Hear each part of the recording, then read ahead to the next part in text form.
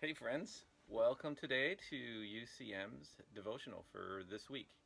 We're going to spend some time in Psalm 19. So if you have that, you can turn to it or you can just listen because I'm going to read it. So, Psalm 19. The heavens declare the glory of God, the skies proclaim the work of his hands. Day after day they pour forth speech, night after night they reveal knowledge. They have no speech, they use no words, no sound is heard from them. Yet their voice goes out into all the earth, their words to the end of the world. In the heavens, God has pitched a tent for the sun. It is like a bridegroom coming out of his chamber, like a champion rejoicing to run its course. It rises at one end of the heavens and makes its circuit to the other. Nothing is deprived of its warmth. The law of the Lord is perfect, refreshing the soul. The statutes of the Lord are trustworthy, making wise the simple. The precepts of the Lord are right, giving joy to the heart. The commands of the Lord are radiant, giving light to the eyes. The fear of the Lord is pure, enduring forever.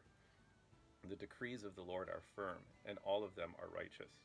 They are more precious than gold, than much pure gold. They are sweeter than honey from the honeycomb. By them your servant is warned. In keeping them there is great reward. But who can discern their own errors? Forgive my hidden faults. Keep your servant also from willful sins. May they not rule over me. Then I will be blameless, innocent of great transgression. May these words of my mouth and this meditation of my heart be pleasing in your sight, Lord, my rock and my redeemer. So I just wanted to share a little bit out of that passage of how God speaks to us in three parts here. Here we see in the first part, in the first 6 verses, how the creation itself speaks of the glory of God. And the poetry in here is beautiful. If you think about how it talks about the sun, and at the end of verse 6, it talks about how the sun shines and gives warmth to everyone. And we can see that how there's grace upon all of mankind to receive from God in the form of the sun. And as I was reflecting on this passage, I was thinking, in this time, maybe we can't go very far from home, but yet, even close to home, there can be things we see in the creation that can draw us closer to God. And so with that, I'm going to take us on a little garden tour and show you around my house, and hopefully there's things in your neighborhood too that you can observe and draw close to God and his creation. All right, we're starting here with our little garden tour. All our little seedlings are sprouting, getting ready to be transplanted to the garden. Hopefully you have something you can grow as well. Look at some signs of life here. Our trees that we just planted. I've got to take you over to the cherry tree. Technically every flower should be a cherry, but I don't think it will be. But isn't that amazing? Look at that, God's creation. Isn't that beautiful? Okay, I'm going to take you to the front. All kinds of things growing. Oh, look, there's pineapple. This tree's starting to bloom. Our trees over here, some new boxwoods here growing. And this tree is starting to bud, and there's our bird feeder for our hummingbird baby just flew away. Look, you can see our hummingbird nest. I've never seen a hummingbird nest. We have one in our yard. Isn't that amazing? See God's creation everywhere. Okay, let's go to part 2 in verses 7 to 11. We see all the benefits of being in his word. So we flow out of the glory of God in creation to go to his word and how he touches our lives in his word.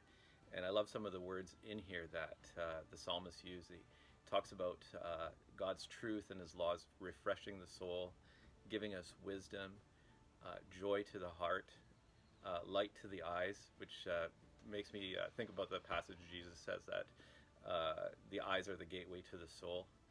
And walking in his ways, there's a great reward.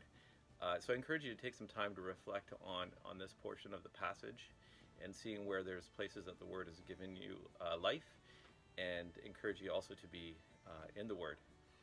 In the last part 3, verses 12 to 14, flows into knowing God's word to, Lord, help us with forgiving us for our, I like that there's 2 parts in here. One, it talks about forgiving hidden sins. things that we're not even aware of, which I think is great because there's always things in our lives that we're not even aware of what we're doing. And the psalmist asks, God, help us with that. And then with willful sins, that we won't be ruled over them, which is also beneficial. We think about places where we're struggling, and maybe even in this time, new things are coming up for you that you may be struggling with. And I just want to encourage you that the Lord is there to forgive you and walk with you. And also that if you are in a place of struggle, to reach out to somebody. If you don't have somebody, you can contact one of the staff. We'd be glad to walk with you in this time. It can be a difficult time. And then in the final passage is it's a fairly well-known verse talking about the words of our mouth and the meditation of our heart, that they would be pleasing to the Lord. And I was thinking, as I reflected on this, thinking it's kind of two parts there. The words is sort of an external thing, the things that we speak to one another, and the meditation of our heart, the things that are internal, where our motives are and what's going on in our own heart.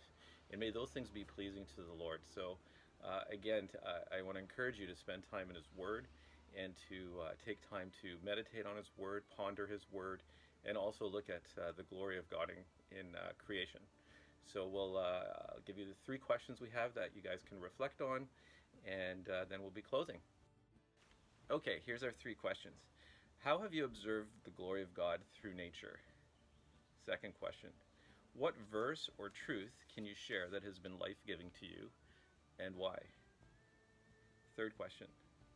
In this season, how has the Lord encouraged you to follow Him?